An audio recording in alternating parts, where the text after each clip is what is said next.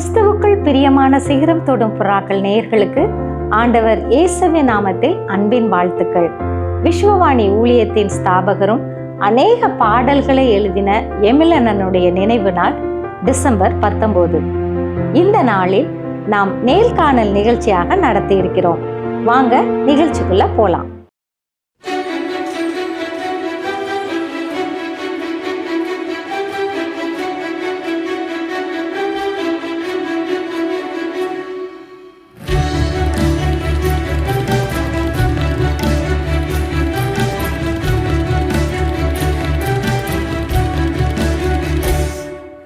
மங்களக்காரனே துதி தங்கிய பூரணனே நரவாளனை தோரந்தோரேளைய பிறந்த வன்மையை தாரணனே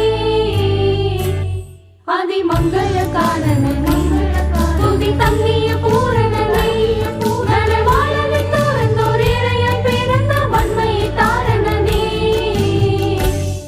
அதி மங்களக்காரனே.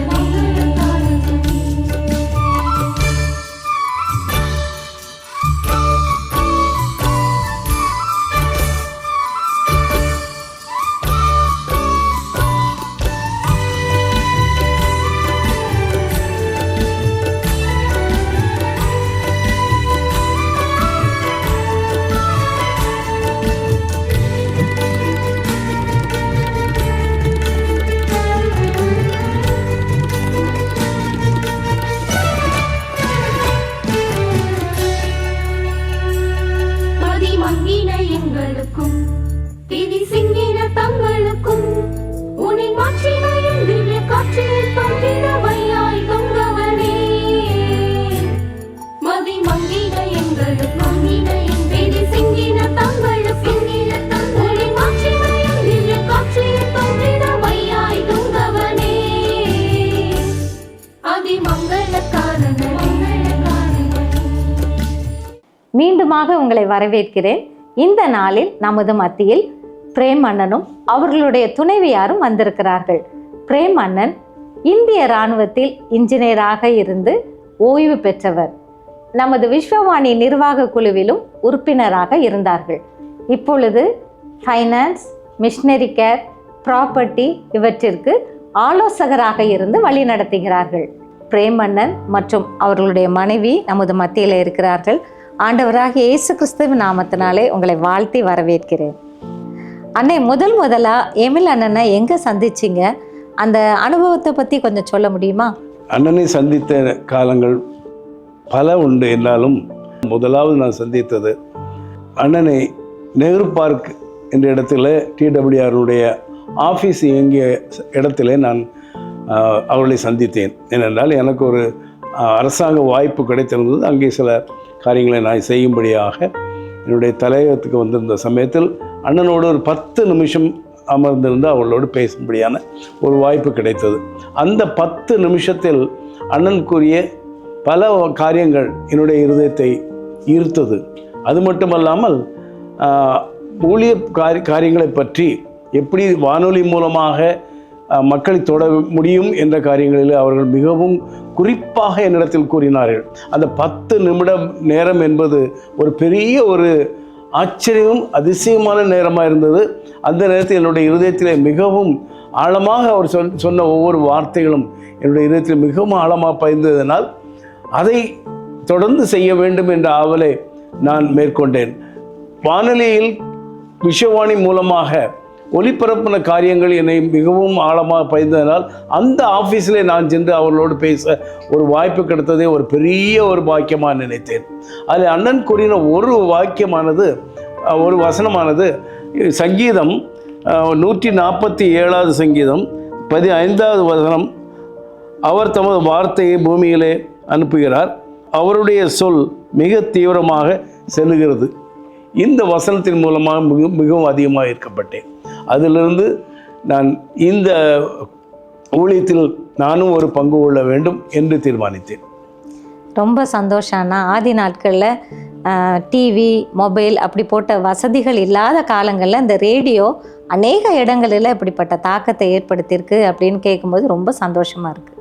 சத்தியவாணி, இன்னொரு முக்கியமான ஒரு விஷயம் சொல்லணும்னு நினச்சேன்.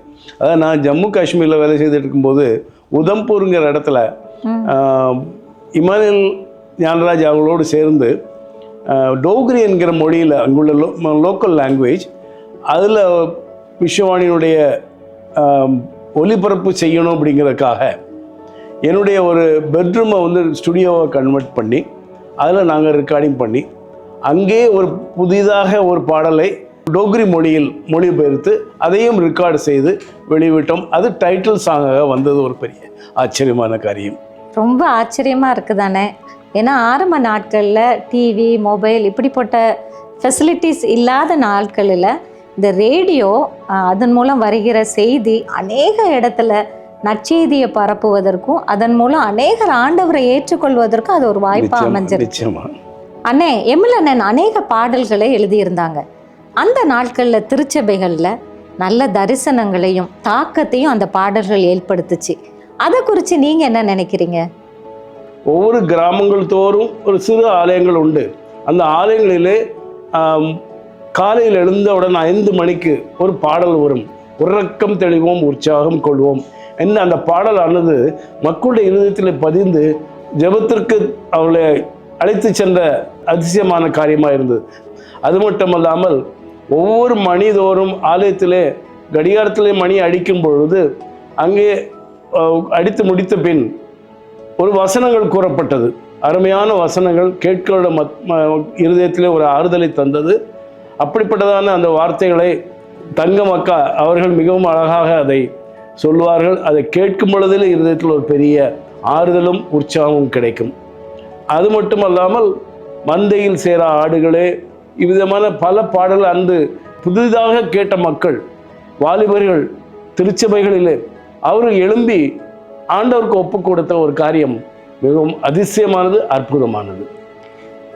சரியா சொன்னீங்க அண்ணே. ஏன்னா அநேக வாலிபர்கள் அண்ணனுடைய பாடல்களை கேட்டு தங்களை முழு நேர ஊழியராக அர்ப்பணித்ததை நான் கேட்டிருக்கேன்.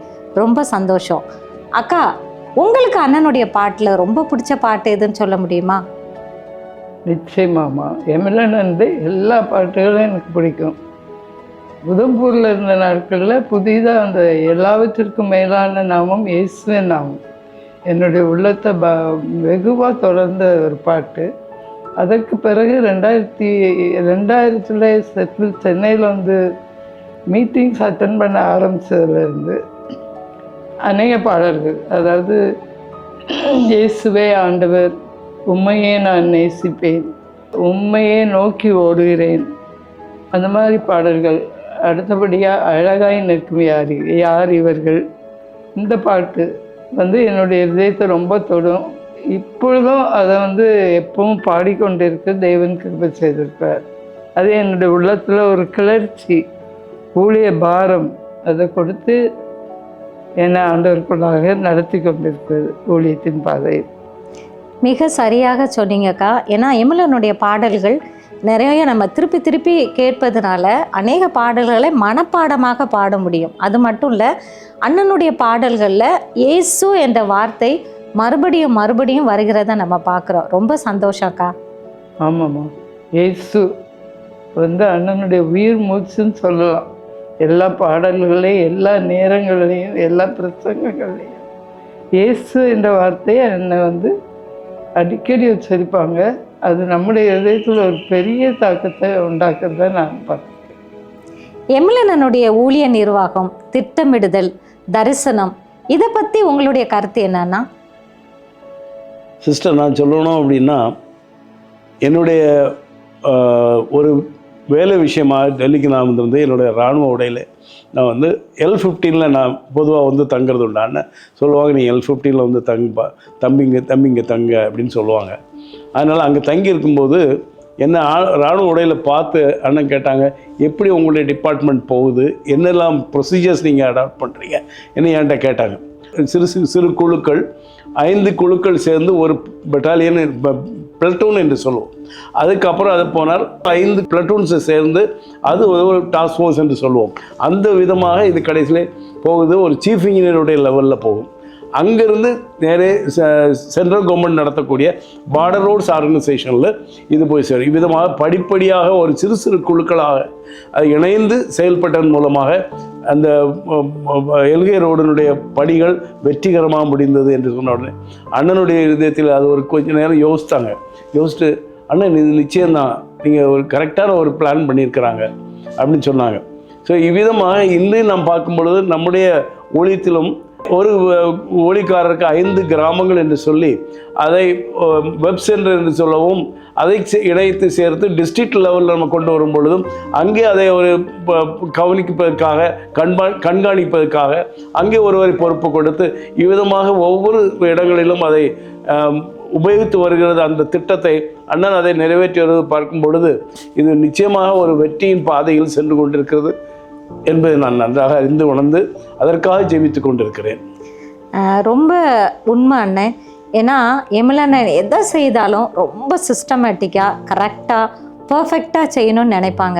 அதனால் இத்தனை ஊழியக்காரர்களை கொண்டு இந்த நாள் வரைக்கும் இந்த ஊழியம் விரிவாக்க பணியில் தொடர்ந்து முன்னேறி கொண்டு இருப்பதில் எந்த சந்தேகமும் இல்லை. நிச்சயமாக இது ஒரு பெரிய மூமெண்ட் என்று நான் சொல்லலாம். அண்ணா அடிக்கடி சொல்லுவாங்க, விஷவாணி இட்ஸ் அ மூமெண்ட் அப்படின்னு சொல்லுவாங்க. அது இந்த காலத்தில் நம்ம நிறைவேறி கொண்டிருக்க நம்ம பார்க்கிறோம். ஆண்டவருக்கே ஸ்தோத்திரம். அக்கா, நீங்களும் அண்ணனும் விஷவாணி ஊழிய பாதையில் அநேக இடத்துல பயணித்திருக்கிறீங்க. அதுக்கு உங்கள் பிள்ளைங்களுடைய ஈடுபாடும் சப்போர்ட்டும் எப்படி இருந்துச்சுன்னு சொல்ல முடியுமா? எங்களுடைய ஈடுபாடு, எங்களுடைய ஒரு ஊழியத்தில் நாங்கள் செய்த காரியங்கள் எங்கள் பிள்ளைங்களுக்கும் ரொம்ப ஆசீர்வாதமாக இருந்தது. அவங்களும் எங்களோடு கூட எங்களுக்கு ஹெல்ப் பண்ணாங்க. அது இல்லாமல் முதல்ல சொல்லப்போனால் எம்எல்ஏனுடைய அந்த சண்டே ப்ரேயர் டெய்லி நிகழ்ச்சியில் ஒரு ப்ரேயர் அண்ணன் பண்ணுவாங்க எல்லா சண்டே மார்னிங். அது எங்களையும் எங்கள் பிள்ளைங்களையும் மாத்திரம் இல்லை, நிறைய பேர் அதை லேட்டர் ஸ்டாப் பண்ணப்போ வந்து அந்த அந்த ப்ரேயரை ரொம்ப மிஸ் பண்ணாங்க. அந்த மாதிரி அது ஒரு தாக்கத்தை ஏற்படுத்துச்சு. எங்களுடைய பிள்ளைங்க எங்களோட கூட சேர்ந்து இந்த பணித்தளங்களை விசிட் பண்ணி ஊழியக்காரர்களுக்காக ஜெபிக்க, அவங்களுக்கு கொடுக்க, அவங்களும் நாங்கள் செய்கிறதோடு இல்லாமல் எங்களோடு சேர்ந்து ஊழியர்களுக்காக ஸ்பான்சர் பண்ணுறாங்க. அது இல்லாமல் நாங்கள் போகிற இடங்களுக்கு வந்து எல்லா கூடுகைகளெல்லாம் கலந்து கொண்டு ஊழியத்தை செய்கிறாங்க. அவங்க வந்து விஸ்வாணி ஊழியத்தை குறித்து அறிந்தவர்களாக, அதில் பாரம் உள்ளவர்களாக எங்களுக்கு சப்போர்ட் பண்ணுறாங்க. விசேஷமாக பிள்ளைகள் வந்து சில பொருத்தனைகள் பண்ணி வந்து காணிக்கையை ரெகுலராக கொடுத்துட்டு வராங்க. பிள்ளைங்க மாத்திரம் இல்லை, மருமகன் மருமக்கள்மார் எல்லாருமே ஊழியத்தில் வாஞ்சியாக ஃபாலோ பண்ணுறது மாத்திரமில்லை. ரீசெண்டாக நாங்கள் ஒரு ஜபக்குழு உண்டாக்கி தொடங்கியிருக்கோம். அதில் நம்ம சமர்ப்பண் பத்திரிகையில் வர்ற எல்லா ஜபக்குறிப்புகளுக்காக, அவசர ஜபக்குறிப்புகளுக்காக சேர்ந்து குடும்பமாக ஜபிக்கிறோம். அதை பிள்ளைங்க செய்கிறாங்க. நாங்கள் சப்போர்ட் பண்ணுறது இல்லாமல் எங்கள் பிள்ளைங்களும் அவங்களாவே ஆண்டவருடைய கிருபையில் அவங்க தகுதிக்கு ஏற்ப ஸ்பான்சர் பண்ணுறாங்க ஊழியத்துக்கு. அதுக்காக என் தேவனை நான் ஸ்தோத்திரிக்கிறேன். ரொம்ப சந்தோஷம்க்கா. ஒரு சந்ததி கர்த்தரை சேவிக்கும், தலைமுறை தலைமுறையாக அது தேவனுடைய சந்ததி எனப்படும் என்பதில் எந்த சந்தேகமும் இல்லை. எம்எல்ஏனுடைய ஆத்ம பாரத்தை குறித்து நீங்கள் என்ன நினைக்கிறீங்க? அண்ணனுடைய ஆத்ம பாரம் என்பது அவங்களோட உயிர் நாடி என்று நான் சொல்வேன். இந்திய தேசம் சந்திக்கப்பட வேண்டும் என்பது அவருடைய மூச்சாக இருந்தது. அதனால் அவர்கள் எடுத்த பாடல்கள், அவர்களுக்கு கற்றுக் கொடுத்த பாடல்கள், எழுதின பாடல்கள் ஒவ்வொன்றும் அதை பாடும் பொழுது அது கிடைக்கக்கூடிய ஒரு ஆறுதலும் உற்சாகமும் வேறு எந்த பாடல்களும் கிடைக்க முடியாது. அப்படிப்பட்டதான ஒரு அனுபவத்தை அந்த பாடல்கள் உயிரூட்டி மக்களை எழுப்பக்கூடிய வகையாக இருந்தது. அது அண்ணனுடைய தாகம் என்பது எந்த இடத்தில் சென்றாலும் அந்த இடத்தில் உள்ள மக்களை பற்றி அதிகமாக அறிவார்கள். குறிப்பாக குஜராத் சென்றால் குஜராத்தில் உள்ள மக்களை பற்றி அதிகமாக ஆழ்ந்து அறிந்த பின்னே அதற்கு வேண்டிய காரியங்களை அவர்கள் யோசிப்பார்கள். இவ்விதமாக எல்லா காரியங்களும் யோசித்து ஆலோசித்து அதை எந்த விதமாக ஊழியத்தில் அதை செயலாற்ற முடியும் என்பதை அவர்கள் மிகவும் திட்டவட்டமாக வரைபடம் வரைந்து அதை செயலாற்றி கொண்டிருந்தார்கள். அதுவே இந்த விஸ்வவாணியினுடைய ஒரு வெற்றி தளம் என்று நான் சொல்ல முடியும். சரியாக சொன்னீங்க அண்ணன். ஏன்னா எமிலண்ணன் எப்போ ஜெபம் பண்ணாலும் இந்தியா மேப்பை வச்சு அதற்கு மேலே முழங்கால் போட்டு தன்னுடைய கண்ணீரை சிந்தி அவங்க ஜெபித்தார்கள் என்று சொல்லி நம்ம கேள்விப்பட்டு இருக்கிறோம். அந்த கண்ணீரோடு விதைக்கிறவன் கம்பீரத்தோடு அறுப்பான் என்பதில் எந்த சந்தேகமும் இல்லை. அக்கா, நீங்கள் என்ன சொல்கிறீங்க? நான் சொல்கிறேன், எமிலண்ணனுடைய அந்த தேவ ஞானத்தோடும் பரிசுத்த ஆவியானவருடைய வல்லமையோடும் அவருடைய ஆத்ம தாகத்தோடும் நடக்கிற இந்த ஊழியம், அதன் காரணமாக தான் இவ்வளோ பெரிவாக குறுகிய காலத்தில் இந்த ஊழியம் இவ்வளவாக விரிவடைந்து 29 மாநிலங்களில் அநேக கிராமங்களில் முழு கிராமமும் இயேசுக்குள்ளாக வழிநடத்தப்பட்டு சிறந்து விளங்கி வருகிறதுக்குள்ளே ஒரு பெரிய காரணம் எமிலண்ணனுடைய அந்த தெய்வீக ஞானத்தோடு செய்யப்பட்ட ஆத்ம பாரத்தோடு செய்யப்பட்ட அந்த ஊழியம் என்று அடியால் விசுவாசிக்கிறேன், உறுதியாக நம்புகிறேன். அந்த பாரமும் அந்த வழிநடத்தலும் அந்த வைராக்கியமும் அன்னிடத்தில் காணப்பட்ட சாந்தம், மனத்தாழ்மை, சிம்பிள்னஸ், அதாவது ஒரு அது அண்ணன் காணப்பட்ட எல்லாவும் நமக்கும் தேவன் தந்தருவாக என்று உறுதியாக நம்பி தினமும் அதற்காக ஜெபிக்கிறேன். ஆமாக்கா, சரியா சொன்னீங்க. அந்த தேவ ஞானம், அந்த தரிசனம், அந்த ஆத்ம பாரம் எல்லாமே இன்றைக்கு வரைக்கும் இந்த விஸ்வவாணி ஊழியத்தில் ஒரு வாய்க்காலாக அமைகிறதுல எந்த சந்தேகமும் இல்லைக்கா. ஆமாம்மா. அக்கா, எமிலண்ணனிடம் உங்கள்கிட்ட மனதை தொட்ட இல்லைன்னா உங்களை மனதை கவர்ந்த ஏதாவது ஒரு முக்கியமான காரியத்தை சொல்ல முடியுமா? 2003 வருஷம்தான் முதல் முறையாக நான் நேஷ்னல் மீட்டு பரமன்கேணியில் அட்டென்ட் பண்ணேன். உண்மையில் நான் அந்த 3 நாட்களும் ஏதோ ஒரு குட்டி பரலோகத்தில் இருந்த மாதிரி உணர்ந்தேன். ஏன்னா கேம்பஸ் முழுவதும் ஒரு மெல்லிய இசை 4 மணிலேருந்து படுக்கிற வரைக்கும் மீட்டிங் சமயம் தவிர எல்லா சமயங்களிலும் கேட்போம். எல்லா காரியங்களும் பர்ஃபெக்டாக arrangement of the stage, floors, arrangement of the chairs, அண்ணனுடைய தலைமையில் அவங்க டைரக்ஷனில் நினைக்கிறேன் எல்லாம் பர்ஃபெக்டாக இருந்தது. Dining time, tea time, everything was very perfect. அது இல்லாமல் ஊழியக்காரர்கள் வந்து தேனீக்கள் மாதிரி அங்கேயும் இங்கேயும் ஓடி வருகிற விசுவாசிகளுக்கு உதவி செய்கிறதும் அவங்க செய்கிறதும், கடைசி நாளில் அந்த ஞாயிற்றுக்கிழமை காலையில் அப்படி செய்தவங்க எல்லோரும் ஒரு வெள்ளை ட்ரெஸ், அவங்க யூனிஃபார்ம் போட்டு அந்த நற்கருணை அறையில் நிற்கும் போது பார்த்தா அழகாய் நிற்கும் யார் இவர்கள் அந்த பாடலில் வந்து பரலோகத்தில் உள்ள இது. அது இல்லாமல் எல்லா மாநிலங்களிலிருந்து பல பாஷை பேசுகிறார் மக்களை அவங்க சேர்ந்து ஜபிக்கிறத ஒருவருக்கு ஒருவர் கலந்து கொள்வது, இதெல்லாம் பார்த்தா ஒரு பெரிய அட்ராக்ஷன். எனக்கு அது ஒரு என்னுடைய மனதை ரொம்ப கவர்ந்துச்சு.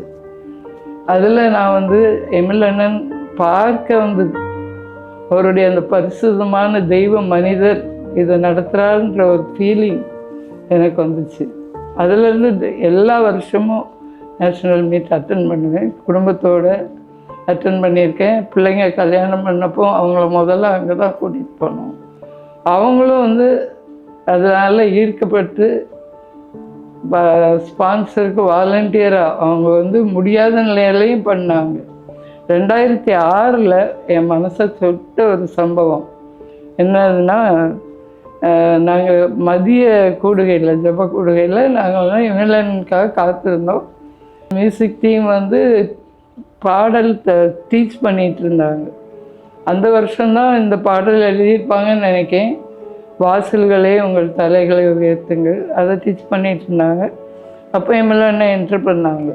என்ட்ரு பண்ணலமா இப்படிலாம் இல்லை அப்படின்னு சொல்லிட்டு கொஞ்சம் சொல்லி கொடுத்தாங்க. அதாவது வாசல்களே உங்கள் தலைகளை உயர்த்துங்கள், ஏன்னா ராஜா வருகிறார், யார், இயேசு ராஜா வருகிறார். இதை வந்து கொஞ்சம் ஸ்ட்ரெஸ்ஸு குறைவாக பாடினாங்கன்னு நினைக்கிறேன். உடனே எமிலனை முன்னால் வந்து ஒரு 15 மினிட்ஸ் அதுக்காக செலவழிச்சிருப்பாங்க. ஒன்லி அந்த இடத்துல ஒரு அழுத்தம் தேவையாக இருந்துச்சு, அப்படியே மனசில் பதிகிற மாதிரி. அதை அண்ணன் 15 மினிட்ஸ் எடுத்து அதை கரெக்டாக சொல்லிக் கொடுத்து விசுவாசிகளையும் பாட வச்சுட்டு தான் விட்டாங்க.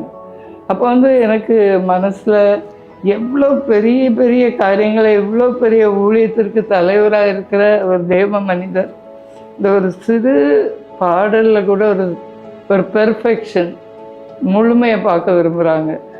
அது அவங்களுடைய தேவ ஞானத்தையும், அவங்களுடைய ஆத்ம தாகம், அவங்களுடைய ஒரு என்ன சொல்லலாம், தீவிரமாக எந்த காரியத்தையும் யோசித்து தீவிரமாக கரெக்டாக செய்ய வைக்கிற ஒரு தன்மையை மனசை ரொம்ப தொட்டுச்சு. அடிக்கடி என் பிள்ளைகள்கிட்ட கூட ஜான்சி கூட இருந்தால் அவர்கிட்ட சொல்லுவேன், ஞாபகம் இருக்கா அண்ணன் எப்படி ஒரு சின்ன காரியத்தை கரெக்ட் பண்ணாங்க அப்படி. இது என் மனசை ரொம்ப தொற்றுக்கு, எப்பவும் நான் அதை நினைப்பேன்.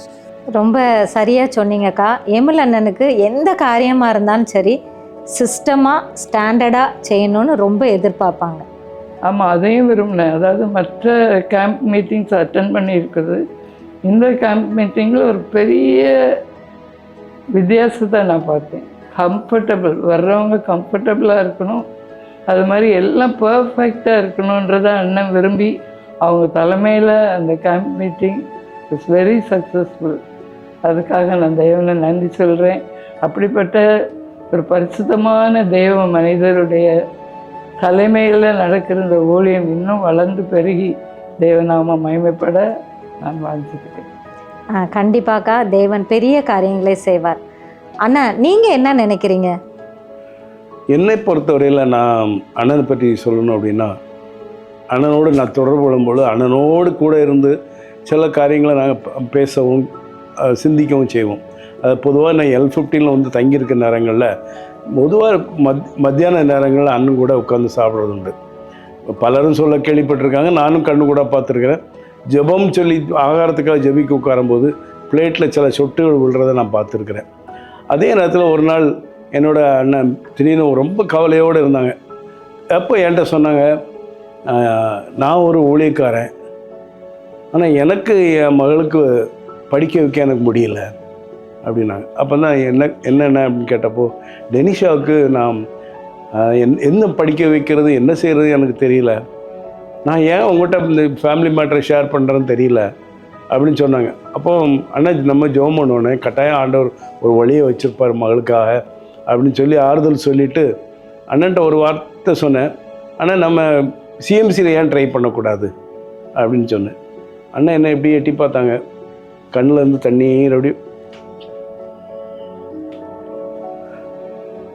வடிஞ்சுது. அதோட ஒரு சின்ன ஜெபம் பண்ணிவிட்டு அண்ணன் என்னட்டு சொன்னாங்க, அண்ணா நீங்கள் ஜெபம் பண்ணுங்க அப்படின்னாங்க. ஜெபம் பண்ணோம். அதுக்கப்புறம் உண்மையாகவே அவங்களுடைய வாழ்க்கையில் ஒரு பெரிய சேஞ்சை பார்த்தோம். அண்ணன் அதாவது எந்த அளவுக்கு ஊழியத்தில் பாரம் வச்சுருக்கிறாங்களோ அதே மாதிரி குடும்பத்தோடு அவங்களுடைய பாரம் இருந்ததை நான் கண் கூட நான் பார்த்தேன். அது ஒரு மறக்க முடியாத என்னுடைய காரியம். ஆமாண்ணே, நீங்கள் சொன்னது ரொம்ப உண்மை. எமிலண்ணன் ஊழியத்தை, தன்னுடைய குடும்பத்தை, ஊழியக்காரங்களுடைய குடும்பத்தை, தன்னுடைய பிள்ளைகள் எல்லாரையும் ரொம்ப நேசித்தாங்க. விசேஷமாக மிஷினரிமார் அவங்களுடைய பிள்ளைங்க, ப்ரொமோஷனல் ஒர்க்கர் அவங்களுடைய பிள்ளைங்க எல்லாரையும் ரொம்ப பேர் சொல்லி சில நேரங்களில் விசாரிக்கிறத நான் பார்த்துருக்குறேன். அவங்களுடைய ஜெபத்தின் மூலம், அவங்களுடைய கண்ணீரின் மூலம் அவங்களுடைய பிள்ளைங்க நிறைய இடங்களில் ஆண்டவருக்காக ஊழியம் செய்கிறத நம்ம பார்க்க முடியுது. விசேஷமாக நீங்கள் சொன்ன டெனிசாக்கா ஆக்லாண்டில் ஒரு மனநல மருத்துவராக இருக்காங்க. நம்ம விஸ்வவாணியிலிருந்து ஒளிபரப்பப்படுகிற சிகரம் தொடும் புறாக்களில் அவங்க ஆலோசனை கூறுகிறத எல்லாருமே கேட்டிருப்பாங்க. ஆங்காங்கே அவங்களுடைய பிள்ளைங்க ஷைன் பண்ணுறத நம்ம பார்க்க முடியுது. எமிலனுடைய துணைவியார் ஆனந்தி அக்கா டெல்லியில் நிறைய ஸ்லம்மில் போய் ஆண்டவருக்காக ஊழியம் செய்கிறாங்க. இது ஒரு பெரிய பாக்கியம்னு நான் நினைக்கிறேன். நிச்சயமா, இதில் எந்த விதமான சந்தேகமே இல்லை. ஆண்டவருக்கே மகிமை. இவ்வளோ நேரமும் எங்கள் மத்தியில் வந்து எங்கள் நேர்காணல் நிகழ்ச்சியில் கலந்து கொண்ட உங்கள் இருவருக்கும் இயேசு கிறிஸ்துவின் நாமத்தினாலே நன்றியை தெரிவித்துக் கொள்கிறேன். நன்றி, நன்றிம்மா. விஸ்வவாணி என்பது இந்தியாவில் அறியப்படாத இடங்களில் நற்செய்தியை அறிவித்து தாழ்ந்து கிடக்கும் சமுதாய மக்கள் சமுதாயத்தில் உயர்ந்த நிலையை அடைவதற்கான அனைத்து கட்டமைப்புகளையும் ஏற்படுத்தி தரும் ஓர் மக்கள் இயக்கம். குடி, விபச்சாரம் என மனிதர்களை அழித்தொழிக்கும் பாவங்களிலிருந்து அவர்கள் நிலையான விடுதலையை பெற்றுக்கொள்வதற்கான வழிமுறைகளை அறிவித்து, கல்வி அறிவு புகட்டி, கைத்தொழில்களை கற்பித்து, சமுதாயத்தின் சக மனிதர்களைப் போல அவர்களும் தலை நிமிர்ந்து வாழ வழி செய்யும் ஓர் அன்பின் ஐக்கியம். ஒரு கிராமத்தை பொறுப்படுத்து மாதந்தோறும் 4000 ரூபாய் அன்பின் ஈகையாக கொடுப்பதின் மூலம் ஓர் சமுதாயம் நம் கண்முன்னே மலர்வதை நீங்கள் பார்க்க முடியும். அவர்கள் ஆராதிக்கவும், தங்கள் சமுதாய மறுமலர்ச்சிக்கான திட்டங்களை தீட்டவும் ஓர் ஆராதனை கூடத்தை ஏற்படுத்தி தருவதற்கு எங்களை நீங்கள் தொடர்பு கொள்ளலாம். சிறுவர்களுக்கான கல்வி செலவை ஒவ்வொரு மாதமும் ரூபாய் 1500 கொடுப்பதின் மூலம் பொறுப்பெடுக்கலாம். இந்திய தேசத்தின் வலிமையான கிராமங்களை உருவாக்க, அடிமைத்தனங்கள் இல்லாத சமுதாயத்தை கட்டமைக்க அன்பின் இதயங்களாக நாம் ஒன்று சேர்ந்து உழைப்போம். ஆண்டவர் உங்களை ஆசீர்வதிக்கட்டும். கூடுதல் தகவல்களுக்கும் அன்பின் தொடர்புகளுக்கும் நீங்கள் தொடர்பு கொள்ள வேண்டிய தொலைபேசி எண்கள் திரையில் காண்பிக்கப்படுகின்றன. உங்கள் அன்பின் ஈகைகளை ஆன்லைன் பரிவர்த்தனை மூலம் செலுத்த வங்கி கணக்கு எண்களும் கீழே தரப்படுகின்றன. பிரத்யேகமாக தரப்பட்டிருக்கும் QR கோடையும் நீங்கள் ஸ்கேன் பண்ணிக் கொள்ளலாம். உங்கள் ஜெபங்களாலும் ஈகைகளாலும் இந்தியாவை ஆசீர்வதிக்கும் உங்களை ஆண்டவர் அளவில்லாமல் ஆசீர்வதிப்பாராக. பிரியமானவர்களே, இந்த நேர்காணல் நிகழ்ச்சி உங்களுக்கு ஆசீர்வாதமாக இருந்திருக்கும் என்று சொல்லி விசுவாசிக்கிறோம். இந்திய தேசம் இயேசுவை அறிய தீவிரமாக செயல்பட்ட எமிலண்ணனை போல வாலிபர்கள் எழுப்பினால் பரலோகத்தை இந்தியர்கள் நிரப்புவார்கள் என்பதில் எந்த சந்தேகமும் இல்லை. இந்த நிகழ்ச்சி மூலம் நீங்கள் பெற்ற ஆசீர்வாதங்களையும் உங்கள் ஜெப தேவைகளையும் எங்களுக்கு தெரியப்படுத்த மறவாதீர்கள். உங்கள் அனைவருக்கும் கிறிஸ்துமஸ் மற்றும் புத்தாண்டு வாழ்த்துக்களை தெரிவித்துக் கொள்கிறோம். முடி மன்னர்கள் மேடையையும் மிகு உன்னத வீரனையும் நீங்கி மாட்டிடையில் பிறந்தாட்டிடைய பல வந்தனையோ தரையில் முடி மன்னர்கள் மேடையை மன்னர்கள் மிகு உன்னத வீரனையும் நீங்கி மாட்டிடையில் பிறந்தாட்டிடைய பல வந்தனையோ தரையில் ஆதி மங்கள காரணனை துதி தங்கிய பூரணனை நரன் வாழ விட்டோரந்தோரேனையன் பிறந்த வன்மையை தாரணனே ஆதி மங்கள காரணனை துதி தங்கிய பூரணனை நரன் வாழ விட்டோரந்தோரேனையன் பிறந்த வன்மையை தாரணனே ஆதி மங்கள காரணனை